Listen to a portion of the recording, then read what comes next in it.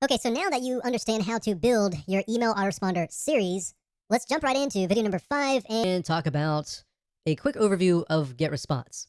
And what I'm going to do in this video is to give you a overview of the dashboard itself. I'm going to walk you through, we're going to log in, and that way you have a better idea of where everything is and what we're going to actually use. Okay, so what you need to do is go ahead and go to getresponse.com, as you can see here, and you're going to see some basic plans. And I recommend that you get the very basic monthly plan. Don't do annual yet until you get a better idea of if you like GetResponse or not. Now, it runs very similar to other autoresponder systems. Some are beneficial in certain areas, but at the end of the day, we're just trying to build a basic list.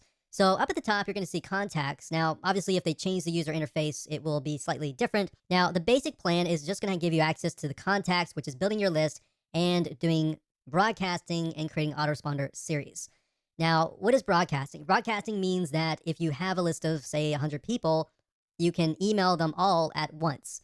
The autoresponder series, however, on the other hand, will work based upon how and when somebody actually signs up. So if somebody signs up today, their autoresponder series sequence is going to start today. If somebody signs up 2 months later, their sequence is going to start 2 months later. Now, automation, you might have access to landing pages, basically allow you to create landing pages, opt-in pages to help you build your list. Now, if you're using something like Leadpages or any other external third-party system to build landing pages, then you can connect to GetResponse through API. Now, I'm not going to show you how to do that in this particular video course because that's not the whole goal of this video course. So you might have access to that. Now, if you had the basic plan, you're most likely not going to get access to the webinars and other elements, as you can see here. So mainly, you really just need to focus on contacts and email marketing. So let me go ahead and open these up so you can kind of get a feel for what these are.